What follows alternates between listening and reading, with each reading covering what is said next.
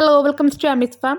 നമുക്കറിയാം ക്രിസ്മസ് എക്സാമാണ്, second terminal എക്സാമാണ് സ്റ്റാർട്ട് ചെയ്യാൻ പോകുന്നത്. സോ അതിൻ്റെ ഭാഗമായിട്ട് നമുക്ക് റിവിഷൻ പോലെ കുറച്ച് മോഡൽ ക്വസ്റ്റ്യൻ പേപ്പേഴ്സ് നമുക്ക് ഡിസ്കസ് ചെയ്യാം. ഒരുപാട് മോഡൽ ക്വസ്റ്റ്യൻ പേപ്പേഴ്സിലെ റിപ്പീറ്റ് ചെയ്ത് വന്നിട്ടുള്ള ക്വസ്റ്റ്യൻസ് തന്നെയാണ് പിന്നെയും നിങ്ങൾക്ക് എക്സാമിൽ വരുന്നത്. സോ എപ്പോഴും പഠിച്ചു കഴിഞ്ഞാൽ ക്വസ്റ്റ്യൻ പേപ്പേഴ്സ് ആൻസർ ചെയ്യുന്നതാണ് ഏറ്റവും നല്ലൊരു കാര്യം. ഓൾറെഡി നമ്മളിപ്പോൾ സെപ്റ്റംബറിലായാലും ഓണം എക്സാമിൻ്റെ കുറച്ച് മോഡൽസ് ഒക്കെ നമ്മൾ ഓൾറെഡി അപ്ലോഡ് ചെയ്തിട്ടുണ്ട്. പ്രീവിയസ് ഇയറിൽ തന്നെയാണ്. സോ അതൊക്കെ നിങ്ങൾ നോക്കുക. അതുപോലെ തന്നെ നിങ്ങളുടെ നോട്ട്സും കാര്യങ്ങളെല്ലാം നമ്മൾ അപ്ലോഡ് ചെയ്യുന്നുണ്ട്. അതും കൂടി വാച്ച് ചെയ്യുക കേട്ടോ. നിങ്ങൾക്ക് എന്തെങ്കിലും ഡൗട്ട്സ് വരികയാണെങ്കിൽ അല്ലെങ്കിൽ ഇന്നൊരു പോർഷനിൽ സെപ്പറേറ്റ് വീഡിയോസ് വേണമെന്നൊക്കെ തോന്നുകയാണെങ്കിൽ എന്തായാലും കമന്റ് സെക്ഷനിൽ കമന്റ് ചെയ്യാം കേട്ടോ. നമുക്ക് ഇപ്പൊ ഈ ഒരു വീഡിയോയിൽ നമ്മൾ ഊർജ്ജതന്ത്രം അല്ലെങ്കിൽ ഫിസിക്സ് മാത്രമാണ് ഡിസ്കസ് ചെയ്യുന്നത്. ഈ വീഡിയോസിൽ നിങ്ങളുടെ ബാക്കിയുള്ള സബ്ജക്റ്റിന്റെ മോഡൽസും കൂടി ഇതുപോലെ നമ്മൾ അപ്ലോഡ് ചെയ്യുന്നതായിരിക്കും കേട്ടോ. സോ വാച്ച് ചെയ്യുക. അതുപോലെ തന്നെ സബ്സ്ക്രൈബ് ചെയ്തിട്ടുണ്ടെങ്കിൽ ചാനലും സബ്സ്ക്രൈബ് ചെയ്യുക കേട്ടോ. ഫസ്റ്റ് ക്വസ്റ്റ്യൻ നമുക്കറിയാം, ഫിസിക്സിലായാലും കെമിസ്ട്രി ആയാലും ബയോളജി ആയാലും ഫസ്റ്റ് നമുക്ക് എന്തുണ്ടായിരിക്കും, ഒരു 1 വേർഡ് ക്വസ്റ്റ്യൻസ് ആയിരിക്കും ആദ്യത്തെ 4-5 സോ ഇവിടെ 1 മുതൽ 4 വരെയുള്ള ചോദ്യങ്ങൾക്ക് ഏതെങ്കിലും 3 എണ്ണത്തിന് ഉത്തരം എഴുതിയാൽ മതി എന്ന് പറഞ്ഞിട്ടുണ്ട് കേട്ടോ. അപ്പോൾ 4 ക്വസ്റ്റ്യൻ ഉണ്ട്.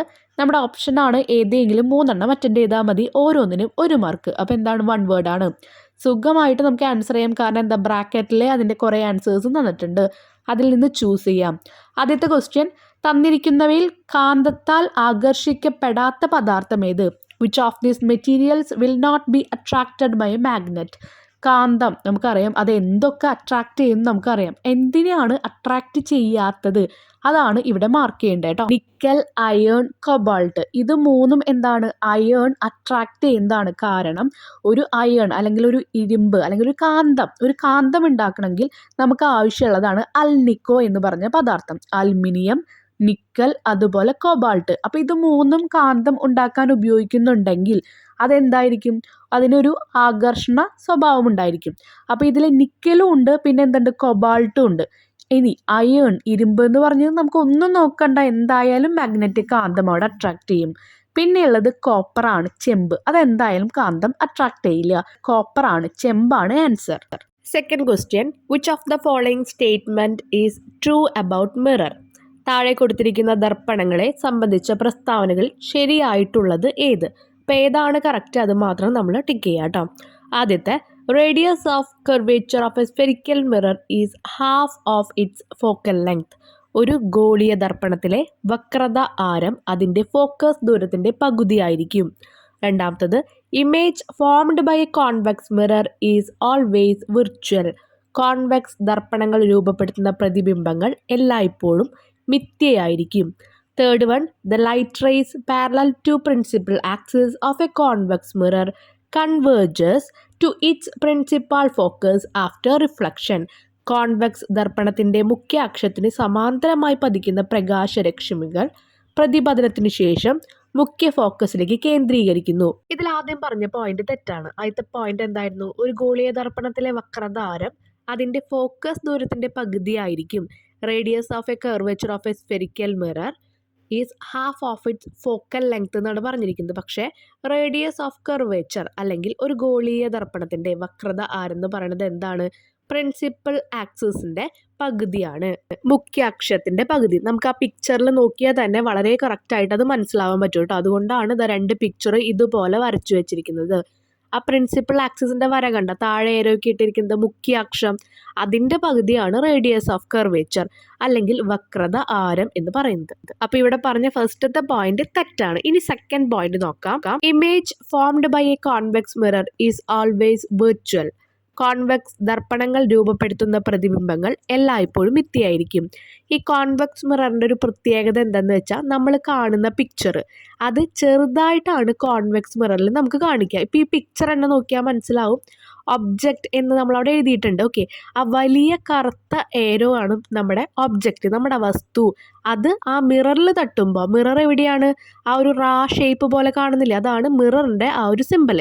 അതിൻ്റെ ഉള്ളിലാണ് നമ്മുടെ ഇമേജ് എന്ന് പറഞ്ഞിട്ട് ചെറിയൊരു ഏരോ കാണുന്നില്ലേ നിങ്ങൾക്ക്, ആ ചെറിയ ഏരോയാണ് ഈ ഒബ്ജക്റ്റിൻ്റെ പ്രതിബിംബം എന്ന് പറയുന്നത്. ഓക്കെ, അപ്പോൾ കോൺവെക്സ് മിററിലെ എപ്പോഴും കാണുന്ന ഇമേജ് എന്താണ്, ചെറുതാണ്. ഓക്കെ, അപ്പോൾ അതിനെയാണ് നമ്മൾ വിർച്വൽ ഇമേജ് എന്ന് പറയുന്നത്, അല്ലെങ്കിൽ മിഥ്യയായിരിക്കും എന്ന് പറയുന്നത്. അപ്പോൾ ആക്ച്വൽ ആയിട്ടുള്ള പിക്ചർ അല്ല കാണിക്കുക.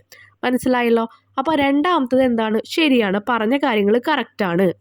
Third one, the light rays parallel to principal axis of a convex mirror converges to its principal focus after reflection. Convex ദർപ്പണത്തിന്റെ മുഖ്യ അക്ഷത്തിന് സമാന്തരമായി പതിക്കുന്ന പ്രകാശരശ്മികൾ പ്രതിപതനത്തിനു ശേഷം മുഖ്യ ഫോക്കസിലേക്ക് കേന്ദ്രീകരിക്കുന്നു. തേർഡ് വൺ തെറ്റാണ്. തേർഡ് വൺ ഇവർ പറയുന്നത് കോൺവെക്സ് മിററിനെ പറ്റിയിട്ടാണ്. കോൺവെക്സ് മിററിലെ ഈ ഒരു പ്രിൻസിപ്പൽ ആക്സിസ് എന്ന് പറയുന്നത് മുഖ്യ അക്ഷം പി, അതാണ് നമ്മുടെ നടുവിലെ ലൈൻ. ആ ലൈനിന് പാരലായിട്ട് സമാന്തരമായിട്ട് വരുന്ന പ്രകാശരശ്മികളാണ് ഇവിടെ എടുക്കുന്നതെല്ലാം. ഇവർ പറയുന്നത് ഈ പ്രകാശരശ്മികളൊക്കെ റിഫ്ലക്റ്റ് ചെയ്തതിന് ശേഷം അവിടെ പോയിട്ട് ആ ദർപ്പണത്തിലെ അവിടുന്ന് പതിക്കുന്ന പ്രകാശരശ്മികൾ പ്രതിപതനത്തിന് ശേഷം മുഖ്യ ഫോക്കസിലേക്ക് കേന്ദ്രീകരിക്കുന്നു എന്നാണ് പറയുന്നത്. എന്ന് പറഞ്ഞാൽ ആഫ്റ്റർ റിഫ്ലക്ഷൻ പ്രിൻസിപ്പൽ ഫോക്കസിലേക്ക് വരുന്നു എന്നാണ് പറയുന്നത്. പക്ഷേ ഈ ഒരു പിക്ചർ നോക്കിയാൽ തന്നെ നിങ്ങൾക്ക് മനസ്സിലാവും എന്താണ് ഇവിടുന്ന് വരുന്ന രശ്മികളെല്ലാം എന്താണ് ചെയ്യുന്നത്, അവരാദ്യം ഫോക്കസിലേക്കാണ് പോകുന്നത്. അത് കഴിഞ്ഞതിന് ശേഷമാണ് അവരെന്ത് ചെയ്യുന്നത്, റിഫ്ലക്റ്റ് ചെയ്തിട്ട് തിരിച്ചു പോകുന്നത്. മനസ്സിലായല്ലോ? അപ്പോൾ കോൺവെക്സ് മിററിൽ ഇത് തെറ്റാണ്. അപ്പോൾ ഈ മൂന്നാമത്തെ പോയിന്റ് അവർ പറഞ്ഞു തെറ്റാണ്. ഇനി അപ്പോൾ ഇത് സംഭവിക്കുന്നത്, നമുക്ക് എഴുതിയിരിക്കുന്ന ഈ കാര്യം സംഭവിക്കുന്നത് എവിടെയായിരിക്കും?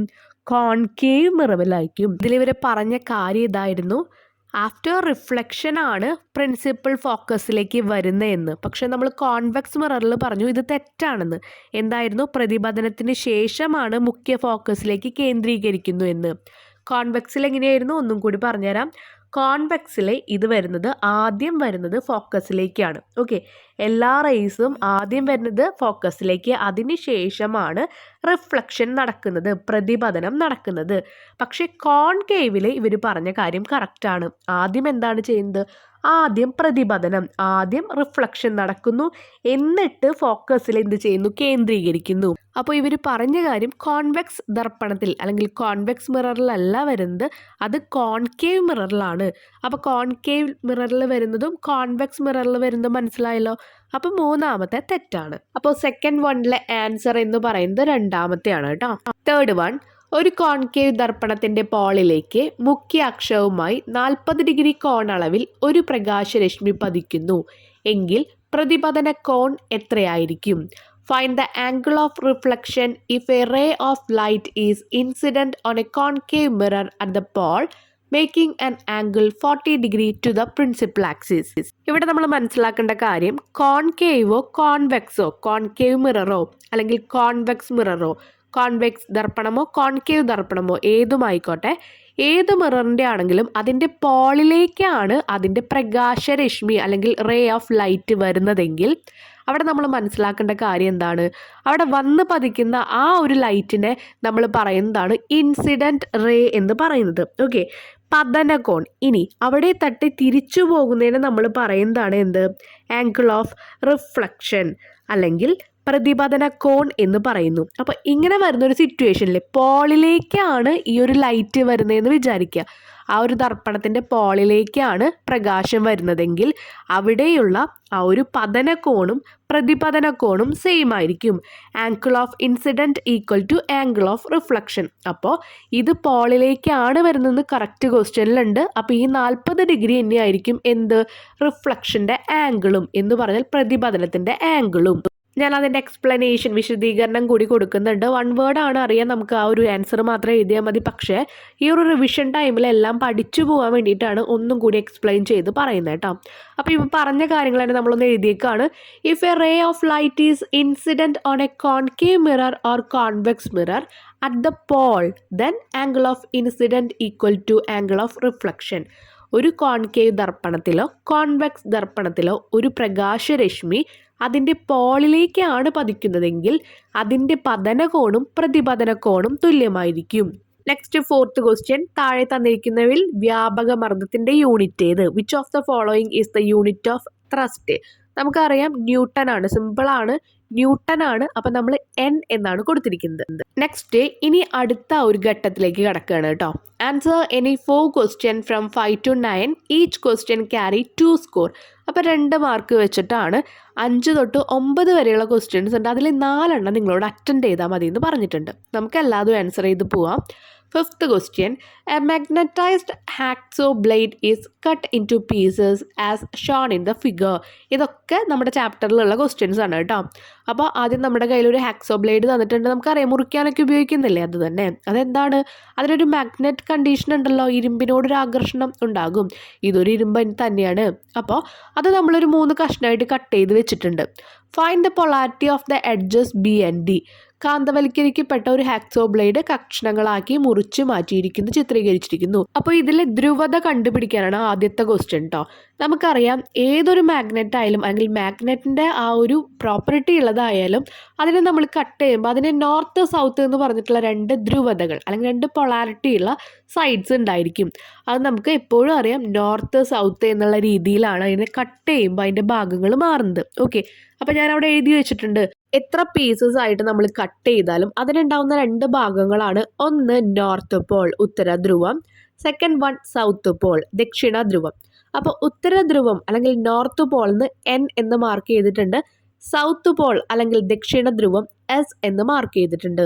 അപ്പോൾ find the polarity of edges B and D. B and ഡിയുടെ ധ്രുവത എന്ന് പറഞ്ഞാൽ ബി ഏതാണ്, ഉത്തര ധ്രുവമാണ്, അത് നമ്മൾ N എന്ന് കൊടുത്തിട്ടുണ്ട്.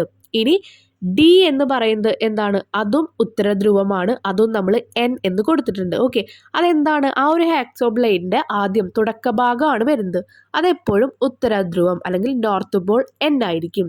Second question, suggest a method to make the hacksaw blade into a permanent magnet. Hacksaw blade സ്ഥിരകാന്തമാക്കി മാറ്റുന്നതിന് ഒരു മാർഗം നിർദ്ദേശിക്കുക. നിങ്ങളുടെ ടെക്സ്റ്റിലുള്ള അതേ ക്വസ്റ്റ്യൻ തന്നെയാണ് കേട്ടോ. ഇത് ടെക്സ്റ്റിലുള്ള അതേ പോർഷൻ തന്നെയാണ്. ആ ഫിഗറൊക്കെ നിങ്ങൾക്ക് നോക്കിയാൽ മനസ്സിലാവും കേട്ടോ. AB എന്ന ഹാക്സോ ബ്ലേഡ് മേശപ്പുറത്ത് വെക്കുക. NS എന്ന ബാർ കാന്തം എടുത്ത് അതിൻ്റെ N ധ്രുവം ബ്ലേഡിൻ്റെ A എന്ന അഗ്രത്ത് നിന്ന് ചിത്രം 11.5 കാണിച്ചിരിക്കുന്ന ദിശയിൽ ഉരസുക. മനസ്സിലായല്ലോ, N എന്നുള്ള ഭാഗം പിടിച്ചിട്ട് A എന്നുള്ള പൊസിഷനിൽ നിന്ന് വെച്ചിട്ട് നമ്മൾ എന്താണ് അതിനെ ഉരസിക്കൊണ്ടിരിക്കണം. ആ ഉരസിക്കൊണ്ടിരിക്കണ ഏരോ മാർക്ക് അവിടെ കാണിച്ചിട്ടുണ്ട് കേട്ടോ. അഗ്രങ്ങൾ മാറിപ്പോകാതെ പലതവണ ഇത് ആവർത്തിക്കുക. ചിത്രത്തിലേതുപോലെ ഉരസിയാൽ A എന്ന അഗ്രം ഉത്തരാധ്രുവവും B എന്ന അഗ്രം ദക്ഷിണാധ്രുവവും ആയുള്ള ഒരു കാന്തമായി ഹാക്സോ ബ്ലേഡ് മാറുന്നു. Place the hacksaw blade AB on a table. നമ്മൾ AB എന്നുള്ള ഒരു പേര് കൊടുക്കുന്നേ ഉള്ളൂ കേട്ടോ. Rub the north pole of the bar magnet NS. ഇനി NS എന്ന് പറഞ്ഞ ബാർ മാഗ്നറ്റ് എങ്ങനെയാ വന്ന്, N ഫോർ നോർത്ത്. ഈ ഒരു ദക്ഷിണ ധ്രുവം അല്ലെങ്കിൽ ഉത്തര ധ്രുവത്തിനൊക്കെ നമ്മൾ പറയുന്ന NSL നോർത്ത് സൗത്ത് അങ്ങനെ ഒരു പേര് കൊടുത്തുന്നേ ഉള്ളൂ. Rub the north pole of the bar magnet NS starting from the end A to the end B of the blade as shown in figure 11.5. repeated several times in the same manner. The hacksaw blade changes into a magnet with the end A as the north pole and the B as the south pole. Next 6th question, ചിത്രത്തിൽ കാണിച്ചിരിക്കുന്നത് പോലെ 2 bar കാന്തങ്ങളുടെ ദക്ഷിണാധ്രുവങ്ങൾ പരസ്പരം അഭിമുഖമായി വെച്ചിരിക്കുന്നു. ചിത്രം പകർത്തി വരച്ച് കാന്തിക ബലരേഖകൾ രേഖപ്പെടുത്തുക. 2 മാർക്കാണ് കേട്ടോ. In the figure south Paul of the 2 bar magnet are placed facing one another.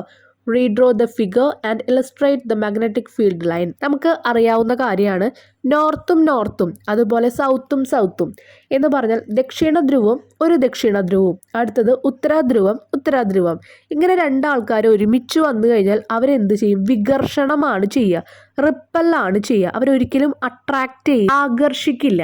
Okay, നോർത്തും സൗത്തും എന്ന് പറഞ്ഞാൽ ഒരു ദക്ഷിണാധ്രുവം ഒരു ഉത്തരാധ്രുവം, ഇവർ 2 ആളും വന്നു കഴിഞ്ഞാൽ അവർ ആകർഷിക്കും, അട്രാക്റ്റ് ചെയ്യിപ്പിക്കും. അപ്പോൾ ഇവിടുത്തെ കാന്തിക ബലരേഖകൾ എങ്ങനെയായിരിക്കും, ഇവിടുത്തെ മാഗ്നറ്റിക് ഫീൽഡ് ലൈൻസ് എങ്ങനെയായിരിക്കും. ഇവിടുത്തെ കാന്തിക രേഖ അല്ലെങ്കിൽ മാഗ്നറ്റിക് ഫീൽഡാണ് ഇവിടെ കൊടുത്തിരിക്കുന്നത് കേട്ടോ. ഇതുപോലെയാണ് നമ്മൾ വരയ്ക്കുക. കാരണം എന്താണ്, ഇവർ തമ്മിൽ ഇവിടെ ജോയിനിങ് ഇല്ല, അട്രാക്ഷൻ ഒന്നുമില്ല, ഇവിടെ അവരുടെ ആകർഷണങ്ങളൊന്നും വരുന്നില്ല. കാരണം എന്താണ്, രണ്ടും സൗത്ത് പോൾ എന്ന് പറഞ്ഞാൽ ദക്ഷിണ ധ്രുവങ്ങളാണ് 2 എണ്ണം. ഒരുപോലത്തെ വന്നു കഴിഞ്ഞാൽ അതൊരിക്കലും ആകർഷിക്കില്ല, അട്രാക്റ്റ് ചെയ്യിപ്പിക്കില്ല. ഓക്കെ, അപ്പോൾ ഫിഗർ ഇങ്ങനെയാണ്. നിങ്ങളുടെ ടെക്സ്റ്റിൽ ഇതേ പോർഷൻ തന്നെ ഉണ്ട്, അത് നമുക്കൊന്ന് നോക്കാം. കണ്ടില്ലേ, ഇതിടെ നോർത്ത് പോളാണ് തന്നിരിക്കുന്നത്, ഉത്തരാധ്രുവം. ഏത് ഫിഗർ ആയാലും ഏതൊരു ധ്രുവങ്ങളായാലും പോളുകളായാലും ഒരേപോലത്തെ ആണെങ്കിൽ എന്താണ്, അവർ തമ്മിൽ അവിടെ ആകർഷണം, അട്രാക്ഷൻ ഉണ്ടാവില്ല. അപ്പം നിങ്ങൾ വരയ്ക്കേണ്ട രേഖകൾ എങ്ങനെയാണ്, ഇങ്ങനെയാണ്. അതൊന്നും ജോയിൻ ആവാതെ, ഓക്കെ, ഒന്നും തമ്മിൽ അങ്ങോട്ടും ഇങ്ങോട്ടും തൊടാൻ പാടില്ല. ക്ലിയർ ആയല്ലോ. ഇനി ഒരു നോർത്തും ഒരു സൗത്തും, ഒരു ദക്ഷിണ ധ്രുവം, ഒരു ഉത്തര ധ്രുവം, അങ്ങനെയാണ് തന്നിട്ടുണ്ടെങ്കിൽ നമ്മൾ വരയ്ക്കുന്ന ചിത്രം എന്താണ്? ഇതുപോലെയാണ്. എന്തുകൊണ്ടാണ് നമ്മളിതാ ഇതുപോലെ വരയ്ക്കുന്നത്? അവിടെ തമ്മിൽ ആകർഷണം അല്ലെങ്കിൽ അട്രാക്ഷൻ ഉണ്ടാവും. രണ്ടും വ്യത്യസ്തമാണെങ്കിൽ മാത്രമാണ് അട്രാക്ഷൻ ഉണ്ടാവുള്ളൂ. അപ്പോൾ എന്ത് ചെയ്യും? അപ്പോൾ നമ്മൾ നോർത്ത് നിന്ന് സൗത്തിലേക്ക് ഇങ്ങനെ കുറേ രേഖകൾ വരച്ചുകൊണ്ടിരിക്കുക. ക്ലിയർ ആയല്ലോ? എന്തുകൊണ്ടാണ്? അവിടെ അട്രാക്ഷൻ ഉണ്ട്, ആകർഷണമുണ്ട്. മുകളിൽ രണ്ടും ഒരുപോലത്തെ ആയതുകൊണ്ട് അവിടെ ആകർഷണം, അട്രാക്ഷൻ ഉണ്ടായിരുന്നില്ല. ഇനി തെറ്റില്ലല്ലോ. 7th question. Same quantity of water and kerosene are taken in 2 identical beakers. From the bottom of the 2 beakers, air bubbles are rising as shown in figure. സമാനമായ 2 ബീക്കറുകളിലായി ജലം, മണ്ണെണ്ണ എന്നിവ ഒരേ അളവിൽ എടുത്തിരിക്കുന്നു. 2 ബീക്കറുകളിലെ അടിത്തട്ടിൽ നിന്നും വായുകുമിളകൾ ഉയരുന്നത് ചിത്രീകരിച്ചിരിക്കുന്നു. അപ്പോൾ ആദ്യത്തെ ക്വസ്റ്റ്യൻ നോക്കാം നമുക്ക്. ഇവിടെ നമ്മൾ ജസ്റ്റ് ആ പിക്ചർ ഒന്ന് നോക്കുക. ജലം, വെള്ളം എങ്ങനെയാണ്? ആദ്യം ചെറിയ ചെറിയ കുമിളകളിൽ നിന്ന് കുറച്ച് വലുതായി നിൽക്കുന്നുണ്ട്. പക്ഷേ മണ്ണെണ്ണ, കെറോസിൻ നോക്കിയേ, ചെറിയ ചെറിയ കുമിളകളിൽ നിന്ന് വലുതായി തന്നെയാണ് നിൽക്കുന്നത്. പക്ഷെ ജലം, വെള്ളത്തിനെ അപേക്ഷിച്ച് നോക്കുമ്പോൾ കെറോസിനിലെ, മണ്ണെണ്ണയിൽ കുറച്ച് വലിയ കുമിളകളാണ് കാണാൻ നിൽക്കുന്നത്. ഓക്കെ, ഇനി നമുക്ക് ക്വസ്റ്റ്യൻ നോക്കാം.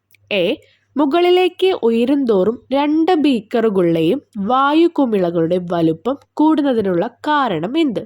What is the reason for the growth in size of the air bubble in both beakers as it rise upward? On the top of beaker, pressure is low, so volume of air bubble is high. So large bubbles are seen on the top. ബീക്കറിന്റെ മുകളിൽ മർദ്ദം കുറവായതിനാൽ വായുകുമിളയുടെ അളവ് കൂടുതലാണ്. അതിനാൽ മുകളിൽ വലിയ കുമിളകൾ കാണപ്പെടുന്നു.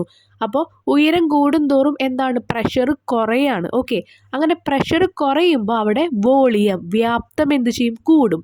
ആ വ്യാപ്തം കൂടുന്നതിനനുസരിച്ചിട്ട് എയറിൻ്റെ കുമിളകൾ എന്താ ചെയ്യുന്നത്? അവിടെ വലുപ്പം കൂടുകയാണ്. മനസ്സിലായല്ലോ? ആ ഒരു പ്രഷറും വോളിയം തമ്മിലുള്ള ബന്ധമാണ് ഇവിടെ പറയുന്നത് കേട്ടോ. ഉയരം കൂടുന്തോറും പ്രഷർ കുറയുന്നു, അപ്പോൾ വോളിയം കൂടുന്നു. ഉയരം കൂടുന്തോറും അവിടുത്തെ മർദ്ദം കുറയുന്നു. മർദ്ദം കുറയുമ്പോൾ വ്യാപ്തം കൂടുന്നു. വ്യാപ്തം കൂടുമ്പോൾ കുമിളയുടെ വലുപ്പം കൂടുന്നു. ക്ലിയർ ആയല്ലോ? ഇവിടെ നിങ്ങൾ ഒരു ചെറിയ കാര്യം മാറ്റി എഴുതണം. മലയാളം മീഡിയംകാരെ, ബീക്കറിൻ്റെ മുകളിൽ മർദ്ദം കുറവായതിനാൽ വായുകുമിളയുടെ വ്യാപ്തം കൂടുതലാണ്. അങ്ങനെ എഴുതണം കേട്ടോ. അതിനാൽ മുകളിൽ വലിയ കുമിളകൾ കാണപ്പെടുന്നു. അളവ് മാറ്റിയിട്ട് അവിടെ വ്യാപ്തം എന്ന് എഴുതുക. ഇതിലെ B question. What is the reason for the large size of the air bubble in kerosene compared to that in water? ജലത്തേക്കാൾ മണ്ണെണ്ണയിൽ വായുകുമിളയുടെ വലുപ്പം താരതമ്യേന കൂടുന്നതിനുള്ള കാരണം എന്ത്? അപ്പോൾ നമുക്ക് ഇവിടെ ഉള്ളത് വെള്ളവും അതുപോലെ തന്നെ മണ്ണെണ്ണയാണ്, വാട്ടറും കെറോസിനാണ്.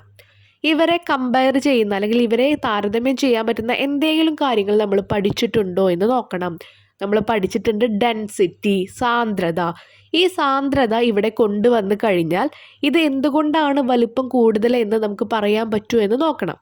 സാന്ദ്രതയും നമ്മുടെ മർദ്ദവും, പ്രഷറും ഡെൻസിറ്റിയും തമ്മിൽ ഒരു താരതമ്യം ചെയ്യാൻ പറ്റുന്ന ഒരു കണക്ഷൻ വരുന്നുണ്ട്. എന്താണത്? Pressure is directly proportional to density. മർദ്ദം സാന്ദ്രതയുമായി നേരിട്ട് ആനുപാതികമാണ്. ഈ നേരിട്ട് ആനുപാതികം എന്ന് പറഞ്ഞാൽ, ഡയറക്ട്ലി പ്രൊപ്പോർഷണൽ എന്ന് പറഞ്ഞാൽ പ്രഷർ കൂടുമ്പോൾ ഡെൻസിറ്റിയും കൂടും, മർദ്ദം കൂടുമ്പോൾ സാന്ദ്രതയും കൂടും. മർദ്ദം കുറയുമ്പോൾ ഡെൻസിറ്റി കുറയും, മർദ്ദം കുറയുമ്പോൾ പ്രഷർ കുറയുമ്പോൾ സാന്ദ്രതയും കുറയും. അപ്പോൾ ഇതാണ് നേരനുപാതം അല്ലെങ്കിൽ ഡയറക്ട്ലി പ്രൊപ്പോർഷണൽ. ഇൻവേഴ്സ്ലി പ്രൊപ്പോർഷണൽ, വിപരീത അനുപാതം എന്ന് പറഞ്ഞാൽ ഒരെണ്ണം കൂടുമ്പോൾ ഒരെണ്ണം കുറയുന്നു. അപ്പോൾ അതാണ് കേട്ടോ. അപ്പോൾ ഇവിടെ നമ്മൾ കൊണ്ടുവന്നൊരു കാര്യമാണ് ഡെൻസിറ്റി അല്ലെങ്കിൽ സാന്ദ്രത. മണ്ണെണ്ണയും വെള്ളവും എവിടെ കണ്ടോ അവിടെ ആ ഡെൻസിറ്റിയുടെ കാര്യം നിങ്ങൾ കൊണ്ടുവരിക കേട്ടോ. എന്നിട്ട് അവിടെ എന്തെങ്കിലും മാച്ച് ചെയ്യാൻ പറ്റുന്നുണ്ടോ എന്ന് നോക്കുക. ഈ ക്വസ്റ്റ്യൻ എന്നുള്ള ഏത് ക്വസ്റ്റ്യൻ ആയാലും മണ്ണെണ്ണ, വാട്ടർ, കെറോസിൻ, മണ്ണെണ്ണ, ജലം വന്നു കഴിഞ്ഞാൽ അവിടെ ഡെൻസിറ്റി വരും. അപ്പോൾ നമ്മൾ പഠിച്ചൊരു കാര്യം പറഞ്ഞു, pressure is directly proportional with density. മർദ്ദം സാന്ദ്രതയുമായി നേരിട്ട് ആനുപാതികമാണ്. Kerosene has less density than water. ഈ മണ്ണെണ്ണയ്ക്ക് എന്താണ്? ജലവുമായിട്ട് കമ്പയർ ചെയ്യുമ്പോൾ താരതമ്യം ചെയ്യുമ്പോൾ എങ്ങനെയാണ് മണ്ണെണ്ണയ്ക്ക് വെള്ളത്തേക്കാൾ സാന്ദ്രത കുറവാണ്. Okay, so when density decreases pressure decreases. അപ്പോൾ ഈ കെറോസിൻ എന്താണെന്നാ പറഞ്ഞേ, അവിടെ കുറവാണെന്ന് പറഞ്ഞല്ലോ, ജലത്തിനേക്കാൾ ഡെൻസിറ്റി സാന്ദ്രത കുറവാന്ന് പറഞ്ഞു മണ്ണെണ്ണയ്ക്ക്. അപ്പോൾ ഈ മണ്ണെണ്ണയുടെ കെറോസിൻ്റെ ഡെൻസിറ്റി കുറയുമ്പോൾ പ്രഷറും കുറയുമല്ലോ. നമ്മൾ പറഞ്ഞല്ലോ ഡയറക്റ്റ്ലി പ്രൊപ്പോർഷണൽ ആണ്, അവിടെ നേരിട്ട് ആനുപാതികമാണ് എന്ന് പറഞ്ഞു. അപ്പോൾ അവിടെ ഡെൻസിറ്റി കുറയുമ്പോൾ സാന്ദ്രത കുറയുമ്പോൾ പ്രഷറും കുറഞ്ഞു. പ്രഷർ കുറഞ്ഞാൽ അവിടുത്തെ വ്യാപ്തം വോളിയത്തിന് എന്ത് സംഭവിക്കുമെന്നാണ് നമ്മൾ പറഞ്ഞേ, അവിടെ സാന്ദ്രത കുറയുമ്പോൾ മർദ്ദം കുറഞ്ഞു. അപ്പോൾ വോളിയം, ആ വോളിയം എന്നുള്ളിടത്ത് മലയാളം മീഡിയം വ്യാപ്തം എന്ന് എഴുതി വെക്കുക കേട്ടോ. വ്യാപ്തം വർദ്ധിക്കുകയും ചെയ്യുന്നു. Volume increases. So large bubbles are seen in kerosene compared to water. അതുകൊണ്ട് തന്നെ അവിടെ മണ്ണെണ്ണയിലെ വലിയ കുമിളകൾ ജലത്തിനെ അപേക്ഷിച്ച് നോക്കുമ്പോൾ കാണുന്നു. മനസ്സിലായല്ലോ? ഇനി നിങ്ങൾക്ക് പഠിക്കാൻ വേണ്ടിയിട്ട് എളുപ്പ വഴിക്ക് ഞാൻ കൊടുത്തിരിക്കുന്നതാണ് ഡി എന്ന് പറയുന്നത് ഡെൻസിറ്റി അല്ലെങ്കിൽ സാന്ദ്രത എഴുതി വയ്ക്കുക അവിടെ. പി എന്ന് പറയുന്നത് പ്രഷർ അല്ലെങ്കിൽ മർദ്ദം. ഇനി വി എന്ന് പറയുന്നത് വോളിയം വ്യാപ്തം, അതൊക്കെ എഴുതി വെക്കുക കേട്ടോ. ഇനി ഈ ഡെൻസിറ്റി കൂടുമ്പോൾ പ്രഷർ കൂടുന്നു. കാരണം എന്താ, നേർ അനുപാതമാണ്. നേരെ വഴിക്കപ്പോൾ ഒരാൾ പോകുമ്പോൾ അടുത്ത ആളും ആ വഴിക്ക് തന്നെ പോകുന്നു. Okay, directly proportional. പക്ഷേ പ്രഷറും വോളിയവും തമ്മിൽ എന്താണ്, ഇൻവേഴ്സ്ലി പ്രൊപ്പോർഷണൽ, വിപരീത അനുപാതമാണ്. അപ്പോൾ പ്രഷർ കൂടുമ്പോൾ വോളിയം കുറയും. മനസ്സിലായല്ലോ? അപ്പോൾ ഡെൻസിറ്റി കൂടുകയാണ്, സാന്ദ്രത കൂടുകയാണ്, പ്രഷർ കൂടുകയാണ്, മർദ്ദം കൂടുകയാണ്. അപ്പോൾ അവിടുത്തെ വോളിയം വ്യാപ്തം കുറയുന്നു. അപ്പോൾ അവിടുത്തെ കുമിളകൾ എന്തായിരിക്കും, വ്യാപ്തം കുറയുമ്പോൾ കുമിളകൾ ചെറുതാവും. അപ്പോൾ ആ ഫസ്റ്റത്തെ പിക്ചർ നോക്കുക, ഞാൻ മുകളിൽ വരച്ചേക്കണത് ആദ്യം വലിയ കുമിളകൾ പിന്നെ ചെറിയ കുമിളകൾ. എന്താ കാരണം, അവിടെ പ്രഷർ കൂടുന്നുണ്ട്. പ്രഷർ കൂടുമ്പോൾ എന്താണ്, വോളിയം കുറയുന്നു. അപ്പോൾ ചെറിയ കുമിളകളാവുന്നു. ഇനി താഴെ നോക്കുക, അവിടെ ഡെൻസിറ്റി കുറയുന്നു. ഡെൻസിറ്റി കുറയുകയാണെങ്കിൽ, സാന്ദ്രത കുറയുകയാണെങ്കിൽ അവിടെ മർദ്ദം ഉണ്ടെങ്കിൽ, പ്രഷർ ഉണ്ടെങ്കിൽ പ്രഷറും കുറയുന്നു. പ്രഷർ കുറഞ്ഞാൽ വ്യാപ്തം വോളിയത്തിന് എന്താ സംഭവിക്കുന്നത്, അത് കൂടും. വിപരീതമാണല്ലോ അവർ. അങ്ങനെ വോളിയം കൂടുമ്പോൾ എന്താണ്, ചെറിയ കുമിളകളിൽ നിന്ന് വലിയ വലുപ്പത്തിലേക്ക് വരുന്നു. ക്ലിയർ ആയല്ലോ? ഇത് ജസ്റ്റ് മനസ്സിലാവാൻ വേണ്ടിയിട്ട് ഞാൻ പറഞ്ഞു തന്നതാണ് കേട്ടോ. ഞാൻ എഴുതിയ ആ ആൻസർ മാത്രം നിങ്ങൾ പഠിച്ചാൽ മതി. ഇതൊന്ന് മനസ്സിലാക്കി വെക്കുക എങ്ങനെയാണെന്നുള്ളത്. 8th question. ബഹിരാകാശ യാത്രാ സമയത്ത് യാത്രികർ പ്രത്യേക വസ്ത്രങ്ങൾ ധരിക്കുന്നു. കാരണം വിശദമാക്കുക. Astronaut wear special cloth during space travel. Explain the reason. നമ്മൾ ടെക്സ്റ്റ് വായിക്കുമ്പോൾ അതിൽ പറഞ്ഞ അതേ ക്വസ്റ്റ്യൻ തന്നെയാണ് നമ്മൾ ഓൾറെഡി ഡിസ്കസ് ചെയ്തിട്ടുണ്ട്. ആ ആൻസർ തന്നെ നമുക്ക് ഇവിടെ എഴുതാം കേട്ടോ. 2 മാർക്കിൻ്റെ ക്വസ്റ്റ്യൻ ആണ്, പക്ഷേ കാരണം കറക്റ്റായിട്ട് അതിൽ എഴുതണം. ഓൾറെഡി ഡിസ്കസ് ചെയ്തിട്ടുള്ളതുകൊണ്ട് കൂടുതൽ എക്സ്പ്ലനേഷൻ ഒന്നും കൊടുക്കുന്നില്ല, നമുക്ക് വായിക്കാം. Atmospheric pressure is not experienced in the outer space. This cause the breaking of small blood vessel due to high blood pressure. So the astronaut wear specially designed clothes which provide a pressure equal to the atmospheric pressure to their body. ബഹിരാകാശത്ത് അന്തരീക്ഷ മർദ്ദം അനുഭവപ്പെടുന്നില്ല. ശരീരത്തിലെ ഉയർന്ന രക്തസമ്മർദ്ദം കാരണം ഇത് ചെറിയ രക്തക്കുഴലുകൾ പൊട്ടിപ്പോകാൻ കാരണമാകുന്നു. അതുകൊണ്ടാണ് ബഹിരാകാശ യാത്രികർ അന്തരീക്ഷ മർദ്ദത്തിന് തുല്യമായ മർദ്ദം ശരീരത്തിന് പ്രദാനം ചെയ്യുന്ന വസ്ത്രം ധരിക്കുന്നത്. അപ്പോൾ അവിടെ ബഹിരാകാശത്ത് പോയി കഴിഞ്ഞാൽ, സ്പേസിൽ പോയി കഴിഞ്ഞാൽ അവിടെ പ്രഷർ ഉണ്ടാവില്ല. ഓക്കെ, നമുക്കറിയാം എന്തും തുല്യമായിട്ട് നിന്നാലാണ് എപ്പോഴും നല്ലത്. അതല്ലാതെ അമിതമായാൽ അമൃതം വിഷം എന്ന് പറയുന്ന പോലെ കൂടുതൽ പ്രഷർ, നമ്മുടെ ശരീരത്തിൽ അത്യാവശ്യം പ്രഷറുണ്ട്, പുറമേ കൂടി പ്രഷർ ഉണ്ടെങ്കിലേ അത് നമുക്ക് ബാലൻസ് ചെയ്യാൻ പറ്റുള്ളൂ. ഉള്ളിൽ മാത്രം പ്രഷറായിട്ട് അത് കൂടി കൂടി വന്നു കഴിഞ്ഞാൽ നമ്മുടെ ഉള്ളിലെ രക്തക്കുഴലുകൾ പൊട്ടും. ഓക്കെ, അപ്പോൾ ഇതൊന്ന് കൺട്രോൾ ചെയ്യാൻ വേണ്ടിയിട്ട്, അതിനാണ് നമ്മൾ എന്ത് ചെയ്യുന്നത്, ആ പുറമത്തെ അറ്റ്മോസ്ഫറിക് ആയിട്ടുള്ള ആ ഒരു പ്രഷർ കിട്ടാൻ വേണ്ടിയിട്ട്, ആ ഒരു മർദ്ദം കറക്റ്റായിട്ട് വരാൻ വേണ്ടിയിട്ടാണ് അതുപോലത്തെ വസ്ത്രങ്ങൾ നമ്മൾ ധരിക്കുന്നത്. അപ്പോൾ അതിനോട് അനുയോജ്യമായിട്ടുള്ള വസ്ത്രങ്ങളായിരിക്കും ആ വസ്ത്രങ്ങൾ. ഓക്കെ, സാധാരണ ഡ്രസ്സ് പോലെ നമ്മളിടുന്ന ഡ്രസ്സ് ആയിരിക്കില്ല. Next 9th question. The rays of light passing parallel to the principal axis of a spherical mirror is shown in figure. ഒരു ഗോളീയ ദർപ്പണത്തിൻ്റെ മുഖ്യ അക്ഷത്തിന് സമാന്തരമായി പ്രകാശരശ്മികൾ പതിക്കുന്നതാണ് ചിത്രത്തിൽ കാണിച്ചിരിക്കുന്നത്. അപ്പോൾ ആ സെൻറ്ററിലുള്ള സ്ട്രെയിറ്റ് ലൈൻ ഉണ്ട്, അതാണ് പ്രിൻസിപ്പൽ ആക്സിസ് അല്ലെങ്കിൽ മുഖ്യ അക്ഷം എന്ന് പറയുന്നത്. അതിന് സമാന്തരമായിട്ട് വരകളും നമ്മൾ അതിൽ കാണുന്നുണ്ട്. ഓക്കെ, ക്വസ്റ്റ്യൻ നോക്കാം. Draw the reflector rays and mark principal focus of the mirror. പ്രതിപതന രശ്മികൾ വരച്ച് മുഖ്യ ഫോക്കസ് അടയാളപ്പെടുത്തുക.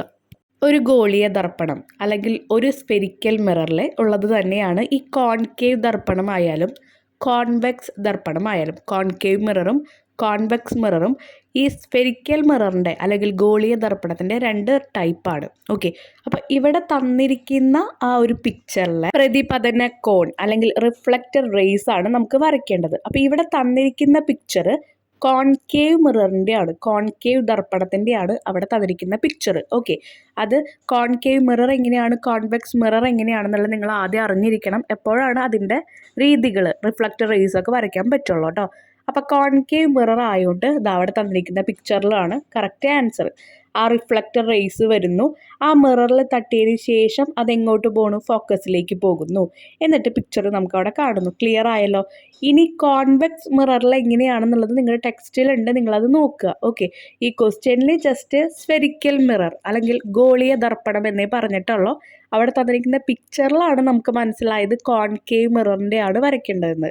ഒരു ഗോളീയ ദർപ്പണം അല്ലെങ്കിൽ സ്ഫെരിക്കൽ മിറർ ആകുമ്പോൾ കോൺകേവ് മിററും കോൺവെക്സ് മിററും പെടും. മനസ്സിലായല്ലോ. ഇതിലെ ബി ക്വസ്റ്റ്യൻ, കോൺകേവ് മിററിൻ്റെ, കോൺകേവ് ദർപ്പണത്തിൻ്റെ ആ ഒരു ഫോക്കസ് യാഥാർത്ഥ്യമാണോ, റിയൽ ആണോ എന്ന് ചോദിച്ചിട്ടുണ്ട്. കാരണം കൂടി എഴുതണം. വൈ എന്ന് ചോദിച്ചിട്ടുണ്ട്. കോൺകേവ് ദർപ്പണത്തിൻ്റെ മുഖ്യ അക്ഷത്തിന് സമാന്തരമായി പതിക്കുന്ന പ്രകാശരശ്മികൾ ദർപ്പണത്തിൽ പ്രതിപതിച്ച ശേഷം യഥാർത്ഥത്തിൽ കൂട്ടിമുട്ടി ഫോക്കസിലൂടെ കടന്നു പോകുന്നു. അതിനാൽ ഫോക്കസിൽ രൂപീകരിക്കപ്പെടുന്ന ഈ പ്രതിബിംബം സ്ക്രീനിൽ പതിപ്പിക്കാൻ സാധിക്കും. പ്രതിബിംബ രൂപീകരണം വസ്തുവിൻ്റെ അതേ വശത്ത് തന്നെയായിരിക്കും. കൂടാതെ പോളിൽ നിന്നും പ്രതിബിംബത്തിലേക്കുള്ള അകലം അളക്കുവാനും കഴിയും. അതിനാൽ കോൺകേവ് ദർപ്പണത്തിന്റെ ഫോക്കസ് യഥാർത്ഥമാണ്. Rays of light incident parallel to the principal axis of a concave mirror after incident on the mirror actually collide and pass through the focus. So focus is real. This image formed at the focus can be projected onto the screen. The image formation will be on the same side as the object, and the distance from the pole to the reflection can be measured. Hence, the concave mirror focus is real. പറഞ്ഞിരിക്കുന്ന കാര്യങ്ങൾ ആ picture വെച്ച് നിങ്ങളൊന്ന് നോക്കുമ്പോൾ നിങ്ങൾക്ക് മനസ്സിലാവും കേട്ടോ. ഒരു ബേസിക്കും ഒരു അടിസ്ഥാനവും ഇല്ലാതെ നമ്മൾ ഈ ക്വസ്റ്റ്യൻ പേപ്പേഴ്സ് ആൻസർ ചെയ്യുമ്പോൾ നിങ്ങൾക്ക് മനസ്സിലാവില്ല. ചാപ്റ്റർ ജസ്റ്റ് വായിച്ച് അതൊന്ന് പഠിച്ചതിന് ശേഷം മാത്രം ക്വസ്റ്റ്യൻ പേപ്പേഴ്സ് ആൻസർ ചെയ്യാൻ ശ്രമിക്കുക കേട്ടോ. കോൺകേവ് മിററിലും കോൺവെക്സ് മിററിലും എങ്ങനെയാണ് ആ ഒരു പ്രതിബിംബങ്ങൾ കാണുന്നത് എന്നാണ് കാണിച്ചിരിക്കുന്നത് കേട്ടോ. അത് നിങ്ങൾ ജസ്റ്റ് ഒന്ന് മനസ്സിലാക്കാൻ വേണ്ടി കൊടുത്തിരിക്കുന്നതാണ്. കോൺകേവ് മിററിൽ നോക്കിയാൽ മനസ്സിലാവും, പ്രിൻസിപ്പൽ ആക്സിസ് അല്ലെങ്കിൽ മുഖ്യ അക്ഷത്തിന് സമാന്തരമായിട്ട് 2 വരകൾ മുകളിലും താഴെയും പോകുന്നുണ്ട്. അത് ആ കോൺകേവ് മിററിൽ പോയിട്ട് പ്രതിപതിച്ചിട്ട് റിഫ്ലക്റ്റ് ചെയ്തിട്ട് ഫോക്കസിലേക്ക് വരുന്നുണ്ട്. ഓക്കെ, അവിടെ നമുക്ക് കറക്റ്റായിട്ടുള്ള ചിത്രം കാണാൻ പറ്റും. പക്ഷേ കോൺവെക്സ് മിററിൽ എങ്ങനെയാണ് വരുന്നത്, ആദ്യം ഫോക്കസിലേക്ക് പോയതിന് ശേഷമാണ് പ്രതിപദിക്കുന്നത്, റിഫ്ലക്റ്റ് ചെയ്യുന്നത്. അപ്പോൾ അവിടെ കാണുന്ന പിക്ചർ എന്തായിരിക്കും, എപ്പോഴും ചെറുതായിരിക്കും. അപ്പോൾ അതൊരു റിയൽ ഇമേജ് അല്ല കാണുക, വിർച്വൽ ഇമേജ്, യാഥാർത്ഥ്യമല്ലാത്ത ഒരു പിക്ചറാണ് അവിടെ കാണാൻ പറ്റുക. നെക്സ്റ്റ് 10 മുതൽ 13 വരെയുള്ള ചോദ്യങ്ങളിൽ നിന്ന് ഏതെങ്കിലും 3 എണ്ണത്തിൻ്റെ ഉത്തരം എഴുതുക. ഓരോന്നിനും 3 സ്കോർ വീതമാണ് കേട്ടോ. അപ്പോൾ ഒരു ക്വസ്റ്റ്യനിൽ ഇപ്പം നമുക്കറിയാം ABC എന്ന് പറഞ്ഞിട്ടുള്ള വേർഷൻ വരുന്നുണ്ട്. അപ്പോൾ ഓരോന്നിനും ഓരോ മാർക്ക് വീതമാണ് അതിന് കൊടുക്കുന്നത്. നോക്കാം. നിരപ്പായ തറയിലൂടെ ഉരുട്ടിവിട്ട ഒരു പന്തിൻ്റെ വേഗം ക്രമേണ കുറയുന്നു. ടെക്സ്റ്റിലുള്ള ക്വസ്റ്റ്യൻസ് ആണ് കേട്ടോ ഇതൊക്കെ. A ball rolling on A level floor gradually slows down. നമുക്കറിയാം, നമ്മൾ തറയിലൂടെ ഒരു ബോൾ ഉരുട്ടി വിടുക, കുറേ കഴിയുമ്പോൾ അതിൻ്റെ സ്ലോ കുറഞ്ഞ് നിൽക്കും. ഓക്കെ, ആദ്യത്തെ ക്വസ്റ്റ്യൻ, ഇവിടെ പന്തിൻ്റെ വേഗം കുറയാൻ കാരണമായ ബലം ഏത്? Which force cause the ball to slow down? Frictional force, ഘർഷണ ബലം. നമ്മൾ പറഞ്ഞിട്ടുണ്ട്, നമ്മളിപ്പോൾ ഒരു തറയിലൂടെ നമ്മൾ നടക്കുകയാണെങ്കിലും ബോൾ ഉരുട്ടി വിടുകയാണെങ്കിലും ആ ബോൾ തറയ്ക്ക് ഒരു ഫോഴ്സ് കൊടുക്കുന്നുണ്ട്. അതുപോലെ തന്നെ തറയും ആ ബോളിനെ, അല്ലെങ്കിൽ നമ്മൾ നടക്കുകയാണെങ്കിൽ നമ്മുടെ കാലിന് തിരിച്ചും ഒരു ബലം, ഒരു ഫോഴ്സ് കൊടുക്കുന്നുണ്ട്. അപ്പോൾ ഇങ്ങനെ വരുന്ന ഒരു ഫോഴ്സ് കാരണമാണ് നമുക്ക് നടക്കുമ്പോൾ ജസ്റ്റ് നിൽക്കാനും സ്ലോ ആവാനും, ബോൾ ഉരുട്ടി വിടുമ്പോൾ ബോൾ ഇതുപോലെ നിൽക്കാനും സ്ലോ ആവാനും പറ്റുന്നത്. ഇതിനെയാണ് ഫ്രിക്ഷണൽ ഫോഴ്സ് അല്ലെങ്കിൽ ഘർഷണ ബലം എന്ന് പറയുന്നത്. ബി ക്വസ്റ്റ്യൻ, ഈ ബലം കുറയ്ക്കുന്നതിന് 2 മാർഗങ്ങൾ നിർദ്ദേശിക്കുക. Suggest 2 method to reduce this force. By making the surface smooth by polishing. മിനുസപ്പെടുത്തുക, എവിടെ? ഉപരിതലം. ബൈ അപ്ലൈങ് ലൂബ്രിക്കൻറ്റ്, സ്നേഹകങ്ങൾ ഉപയോഗിക്കുക. വെളിച്ചെണ്ണ, അതുപോലെ ക്യാരംസ് കളിക്കുമ്പോൾ ആ ഒരു ബോഡി സ്മൂത്ത് ആവാൻ വേണ്ടി നമ്മളൊരു പൗഡർ ഇടുമല്ലോ. ഇതൊക്കെ ഈ സ്നേഹകങ്ങൾ അല്ലെങ്കിൽ ലൂബ്രിക്കൻറ്റിന് എക്സാമ്പിൾസ് ആണ്. ഇതൊക്കെയാണ് ഈ frictional force.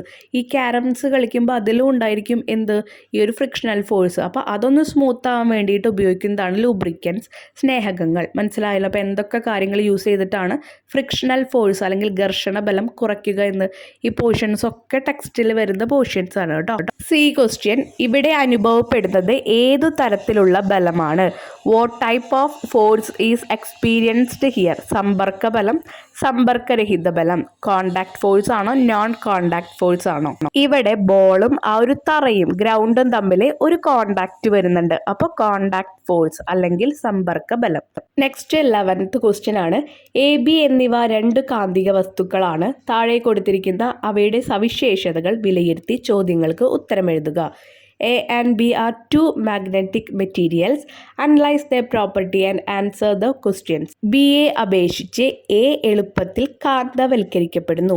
A is easily magnetized compared to B. അപ്പോൾ A എന്നുള്ള വസ്തു പെട്ടെന്ന് ഒരു കാന്തത്തിൻ്റെ അടുത്ത് കൊണ്ടുവച്ചാൽ വേഗം അട്രാക്ട് ചെയ്യുന്നു. B അത്ര വേഗം അട്രാക്ട് ചെയ്യുന്നില്ല. അതൊന്നാമത്തെ കാര്യം പറഞ്ഞിരിക്കുന്നു. രണ്ടാമത്തെ കാര്യം, ലഭിച്ച കാന്തശക്തി നിലനിർത്താനുള്ള കഴിവ് Aയെ അപേക്ഷിച്ച് Bക്കാണ് കൂടുതൽ. A പെട്ടെന്ന് ആകർഷിക്കപ്പെടും െങ്കിലും എക്ക് അധിക നേരം ആ ഒരു കാന്തിക ശക്തി ഉണ്ടാവില്ല. പക്ഷേ ബി പെട്ടെന്ന് അങ്ങോട്ട് ആകർഷിക്കില്ല. പക്ഷേ ബിക്ക് ഒരുപാട് നേരം കാന്തിക ശക്തി നിലനിർത്താൻ പറ്റും. Ability to retain the magnetism this acquired is more for B then that for A. മനസ്സിലായല്ലോ? എ പെട്ടെന്ന് അട്രാക്ട് ചെയ്യും, ബി പെട്ടെന്ന് അട്രാക്ട് ചെയ്യില്ല. പക്ഷേ എക്ക് പെട്ടെന്ന് കാന്തിക ശക്തി, മാഗ്നറ്റ്സിൻ്റെ ആ പ്രോപ്പർട്ടി പോവും, പക്ഷേ ബിക്ക് പോവില്ല. ഫസ്റ്റ് ക്വസ്റ്റ്യൻ, സ്ഥിരകാന്തം നിർമ്മിക്കുന്നതിന് ഇവയിൽ ഉചിതമായ വസ്തു ഏതാണ്? കാരണം വിശദമാക്കുക. Which of these is the most suitable material for making a permanent magnet? Explain why. സ്ഥിരകാന്തം അല്ലെങ്കിൽ പെർമനൻറ്റ് മാഗ്നറ്റ് ഉണ്ടാക്കുകയാണെങ്കിൽ എപ്പോഴും കാന്തിക ശക്തി അല്ലെങ്കിൽ മാഗ്നറ്റിസം കൂടുതലായിരിക്കണം. കൂടുതൽ സമയം അതിന് ആ ശക്തി വേണം. ഓക്കെ, അപ്പോൾ ഇവിടെ ഏതായിരിക്കും ഏറ്റവും ബെറ്റർ? ബി ആണ്. സ്ഥിരമായി കാന്തിക ശക്തി കാണിക്കാൻ കഴിവുള്ളവയാണ് സ്ഥിരകാന്തം ഉണ്ടാക്കാൻ ഉപയോഗിക്കേണ്ടത്. അല്ലെങ്കിൽ കാന്തിക ശക്തി പെട്ടെന്ന് നഷ്ടപ്പെടും. B, magnet having permanent magnetism is used to make permanent magnet, otherwise it will lost magnetic ability. ഇതിൽ പറഞ്ഞിട്ടുണ്ട് എ പെട്ടെന്ന് ആകർഷിക്കുമെങ്കിലും എക്ക് കൂടുതൽ സമയം ആ ഒരു കാന്തിക ശക്തി അല്ലെങ്കിൽ ആ ഒരു മാഗ്നറ്റിക് പ്രോപ്പർട്ടി ഉണ്ടാവില്ല. അപ്പോൾ ബി ആണ് പെർമനൻറ്റ് മാഗ്നറ്റ് ആയിട്ട് നമ്മൾ തിരഞ്ഞെടുക്കുക. ബി ക്വസ്റ്റ്യൻ, സ്ഥിരകാന്തം നിർമ്മിക്കാൻ ഉപയോഗിക്കുന്ന പദാർത്ഥത്തിന് ഒരു ഉദാഹരണം എഴുതുക. Write the name of a substance used for making permanent magnet. Alnico. Alnico എന്ന് പറഞ്ഞാൽ Al എന്ന് പറഞ്ഞാൽ aluminium, Ni nickel, Co cobalt. അപ്പോൾ ഈ 3 വസ്തുക്കളാണ് ഉപയോഗിക്കുന്നത് കേട്ടോ. അൽനിക്കോ എന്നാണ് നമ്മൾ എഴുതുക. 12th question, two identical bricks weighing 20 and are placed in 2 trays filled with the sand as shown in figure. നമ്മുടെ ചാപ്റ്ററിലുള്ള അതേ ക്വസ്റ്റ്യൻ തന്നെയാണ്. ഒരു ഇഷ്ടിക ഒരു മണലിൽ ചെരിച്ചും കുത്തനെയൊക്കെ വെക്കാൻ പറഞ്ഞിട്ടുണ്ടായിരുന്നു. അപ്പോൾ 20 എന്ന് പറഞ്ഞാൽ എന്താ? 20 ന്യൂട്ടൺ ഭാരമുള്ള സമാനമായ 2 ഇഷ്ടികകൾ ചിത്രത്തിൽ കാണുന്നത് പോലെ മണൽ നിറച്ച 2 ട്രേകളിൽ വെച്ചിരിക്കുന്നു. ആദ്യത്തെ ക്വസ്റ്റ്യൻ നോക്കാം. ഇവയിൽ മർദ്ദം കൂടുതൽ പ്രയോഗിക്കപ്പെടുന്ന സന്ദർഭം ഏത്? അതിന് കാരണം എഴുതണം. അപ്പം ഞാനവിടെ മാർക്ക് ചെയ്തിട്ടുണ്ട്. ചിത്രം 1 കൂടുതൽ മർദ്ദം ഉപയോഗിക്കുക. നമ്മൾ ഈ ഒരു ചാപ്റ്റർ എക്സ്പ്ലെയിൻ ചെയ്യുമ്പോൾ ഇതൊക്കെ വിശദമായിട്ട് പറഞ്ഞിട്ടുണ്ട്. അപ്പോൾ കൂടുതൽ വിശദീകരിക്കുന്നില്ല. നമ്മൾ പറഞ്ഞിട്ടുണ്ടായിരുന്നു എപ്പോഴും ആ 1ാമത്തെ ചിത്രം നോക്കുമ്പോൾ അതിൻ്റെ സ്പേസ് നോക്കി അത് കുറച്ച് സ്ഥലം മാത്രമേ ഇഷ്ടികയുടെ മണലിലുള്ളൂ ആണല്ലോ. അപ്പോൾ അങ്ങനെ സ്ഥലം കുറയുമ്പോൾ അവിടുത്തെ മർദ്ദം കൂടുന്നു, അവിടുത്തെ പ്രഷർ കൂടുന്നു. സർഫസ് ഏരിയ കുറയുമ്പോൾ പ്രഷർ കൂടുന്നു. അടുത്ത പിക്ചറിൽ നോക്കിയേ, ഒരുപാട് സ്ഥലം ഉപയോഗിച്ചിട്ടാണ് അത് മണലിൽ കെടുക്കുന്നത് ആണല്ലോ. കാരണം ഒരു വലിയ അതിനെ നമ്മൾ കെടുത്തിയിട്ടേക്കാണ്. ഓക്കെ, അപ്പോൾ സർഫസ് ഏരിയ കൂടുകയാണ്, ഉപരിതലം കൂടുകയാണ്. അങ്ങനെ കൂടുമ്പോൾ പ്രഷർ അവിടെ കുറയാണ് ചെയ്യുക, മർദ്ദം കുറയും. The pressure exerted by the brick changes with surface area. If surface area is small, then pressure exerted will be high and vice versa.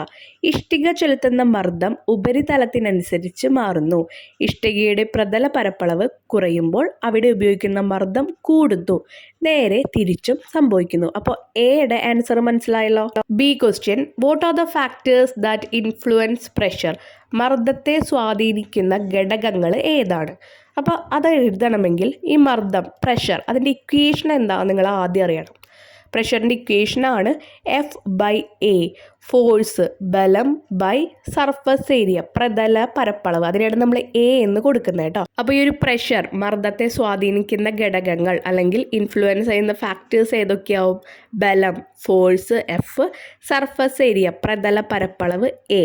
Next 13th one, ഒരു കാന്തസൂചി തിരശ്ചീന തലത്തിൽ സ്വതന്ത്രമായി ചലിക്കത്തക്ക വിധത്തിൽ ക്രമീകരിച്ചിരിക്കുന്നു. A magnetic needle is suspended as to move freely in a horizontal plane. കാന്തസൂചിയുടെ ഉത്തരധ്രുവം ചൂണ്ടുന്നത് ഏത് ദിശയിലേക്കായിരിക്കും?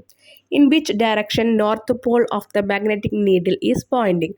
അപ്പോൾ നമ്മൾ വെറുതെ ഒരു കാന്തസൂചി എടുത്തിട്ട് ജസ്റ്റ് നമ്മൾ പോയിൻ്റ് ചെയ്യണം കേട്ടോ. അപ്പോൾ എങ്ങോട്ടായിരിക്കും ഈ കാന്തസൂചിയുടെ ഉത്തരധ്രുവം നോർത്ത് പോൾ ചൂണ്ടുക എന്നാണ് ചോദിച്ചിരിക്കുന്നത്. നമുക്കറിയാം നോർത്ത് പോള് അല്ലെങ്കിൽ ഉത്തര ധ്രുവമാണെങ്കിൽ അത് അതിൻ്റെ ഓപ്പോസിറ്റ് വിപരീതമായ സ്ഥലത്തേക്കാണ് അട്രാക്റ്റ് ചെയ്യിപ്പിക്കുക, ആകർഷിക്കുക. അപ്പോൾ ഇവിടെ സൗത്ത് പോൾ അല്ലെങ്കിൽ ദക്ഷിണ ധ്രുവത്തിലേക്കാണ് അവിടുത്തെ ആകർഷണം വരിക, അട്രാക്ഷൻ വരിക. അപ്പോൾ ആൻസർ എന്താണ്? സൗത്ത് പോൾ അല്ലെങ്കിൽ ദക്ഷിണ ധ്രുവം. ഇതിൻ്റെ റീസൺ, കാരണം എന്താണ്? ഭൂകാന്തത്തിൻ്റെ ദക്ഷിണ ധ്രുവം ഭൂമിശാസ്ത്രപരമായ ഉത്തര ധ്രുവത്തിനടുത്തും ഭൂകാന്തത്തിൻ്റെ ഉത്തരധ്രുവം ഭൂമിശാസ്ത്രമായ ദക്ഷിണ ധ്രുവത്തിനടുത്തുമാണ്. അതാണ് ഇതിൻ്റെ കാരണം. The south Paul of the earth magnet is near the geographical north Paul and the north pole of the earth magnet is near the Geographic south Paul. അങ്ങനെ ആകുമ്പോൾ അത് രണ്ടും അട്രാക്റ്റ് ചെയ്യുന്നു, ആകർഷിക്കുന്നു. സി ക്വസ്റ്റ്യൻ, കാന്തിക കോമ്പസിൻ്റെ കവചം പച്ചിരുമ്പ് കൊണ്ട് നിർമ്മിക്കാറില്ല. കാരണം എന്ത്? The case of magnetic compass is not made of soft iron. Why? ഈ കോമ്പസ് എന്ന് പറയുന്നത് ദിശ അറിയാൻ വേണ്ടി നമ്മൾ ഉപയോഗിക്കുന്നതാണ്. നമ്മൾ കുറേ ഫിലിമേലൊക്കെ കണ്ടിട്ടുണ്ടായിരിക്കും. ഏതെങ്കിലും നമുക്ക് നോർത്തും സൗത്തൊക്കെ അറിയണമെങ്കിൽ, ഒരു എക്സാമ്പിളാണ് അത്ഭുതദ്വീപിലൊക്കെ അവരിങ്ങനെ നോക്കുന്നുണ്ട് ദിശ അറിയാൻ. അപ്പോൾ അതിൻ്റെ കാന്തിക ശക്തി കാരണമാണ് നമുക്ക് ദിശ അറിയുന്നത്. ഓക്കെ, നമ്മുടെ ഈ ഒരു ഭൂമിക്കും ഉണ്ടായിരിക്കും നോർത്തും സൗത്തും, അങ്ങനെ അട്രാക്റ്റ് ചെയ്തിട്ടാണ് നമ്മളതറിയാം. അപ്പോൾ ആ കോമ്പസ് നമ്മൾ ഒരിക്കലും ഒരു അയേണിൻ്റെ ഒരു ഇരുമ്പിൻ്റെ ബോക്സിൽ നമ്മൾ വെക്കില്ല. അതിൻ്റെ കാരണമാണ് ചോദിച്ചിരിക്കുന്നത് കേട്ടോ. Iron has magnetic nature. Here compass is used to, അവിടെ ഐ അല്ല യു ആണ് വരിക, used to find direction with its magnetic needle. It is very important to avoid the presence of any other magnetic material around it for avoiding wrong deflection in direction. ഇരുമ്പിന് കാന്തിക സ്വഭാവമുണ്ട്. ഇവിടെ compass അതിൻ്റെ കാന്തിക സൂചി ഉപയോഗിച്ച് ദിശ കണ്ടെത്താൻ ഉപയോഗിക്കുന്നു. ദിശയിലേക്കുള്ള തെറ്റായ വ്യതിചലനം ഒഴിവാക്കുന്നതിന് ചുറ്റുമുള്ള മറ്റേതെങ്കിലും കാന്തിക വസ്തുക്കളുടെ സാന്നിധ്യം ഒഴിവാക്കേണ്ടത് വളരെ പ്രധാനമാണ്. അപ്പോൾ ഈ ഒരു മാഗ്നറ്റിക് പ്രോപ്പർട്ടി വെച്ചിട്ടാണ് നമ്മൾ ദിശ അറിയുന്നത്. ആ ഒരു ബോക്സ് ഇരുമ്പിൻ്റെ അല്ലെങ്കിൽ അയേണിൻ്റെ ബോക്സിലാണെങ്കിൽ എന്താണ്, അവിടെ നമുക്ക് കറക്റ്റായിട്ടുള്ള ദിശ അറിയാൻ പറ്റില്ല. കാരണം എന്താ, അത് രണ്ടും നമ്മൾ അട്രാക്റ്റ് ചെയ്യാൻ നിൽക്കും, ആകർഷിക്കാൻ നിൽക്കും. അതുകൊണ്ട് ആ ബോക്സ് നമ്മൾ വേറെ ഏതെങ്കിലും ഒരു മെറ്റലിൽ ചെയ്യുന്നു. മനസ്സിലായല്ലോ? ഇതോടുകൂടിയിട്ട് നമ്മുടെ ഫിസിക്സിൻ്റെ മോഡൽ ക്വസ്റ്റ്യൻ പേപ്പറിൻ്റെ ആൻസറിങ് ഇവിടെ കംപ്ലീറ്റ് ചെയ്യാണ്. ഇതുപോലെ നിങ്ങളുടെ ഓരോ ക്വസ്റ്റ്യൻ പേപ്പേഴ്സും നമ്മൾ അപ്ലോഡ് ചെയ്യുന്നതായിരിക്കും. നിങ്ങളുടെ എല്ലാ ചാപ്റ്റേഴ്സും അപ്ലോഡ് ചെയ്യുന്നുണ്ട്. സോ അതെല്ലാം വാച്ച് ചെയ്യുക. എന്തെങ്കിലും ഡൗട്ട്സ് ഉണ്ടെങ്കിൽ കമൻറ്റ് സെക്ഷനിൽ കമൻറ്റ് ചെയ്യുക കേട്ടോ. താങ്ക്